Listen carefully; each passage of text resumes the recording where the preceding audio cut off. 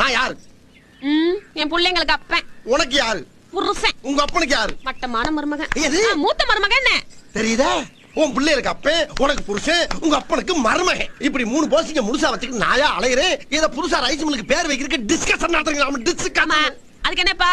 என்ன போட்டு அடப்பு தெரிச்சு போவோம். அடப்பு ஏண்டி இந்த குடும்பத்துக்காக வாண்டடா வெளியே போய் எத்தனை பிரச்சனைகளை சமாளிச்சுக்கிட்டு இருக்கேன், எவ்வளவு தியாகங்களை பண்ணிக்கிட்டு இருக்கேன். அப்பேற்பட்ட வெள்ளச்சாமிகளை என் பேரை வச்சா குறைஞ்சாடி போயிருவீங்க. குறைஞ்சா போயிருவீங்க. என்னமா கீழே சத்தம் பேசிக்கிட்டு இருக்கேன் மாமா. இப்படி எல்லாம் கேட்டா பயந்துருமா? உங்க அப்பன் பெரிய மீசை வச்சிருந்தா மதுரை வேற நினைப்பா? மறுபடியும் அங்க என்னமா சத்தம்? பேசிக்கிட்டு இருக்கேன் மாமா.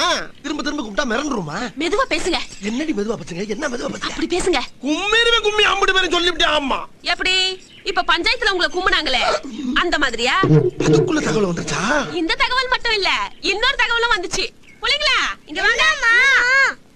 அப்பாவை யார் யாரெல்லாம் அடிக்கல? வெங்கடேஷ் அப்பாவும் சுரேஷ் அப்பாவும். அதுக்குள்ள பிள்ளை பத்துக்கலாம் பிள்ளை. உங்க பிள்ளைங்க எப்படி இருக்கும்? என் பேரை வைக்க முடியுமா முடியாதாடி? அதுக்கு பதில் சொல்ல முடியல.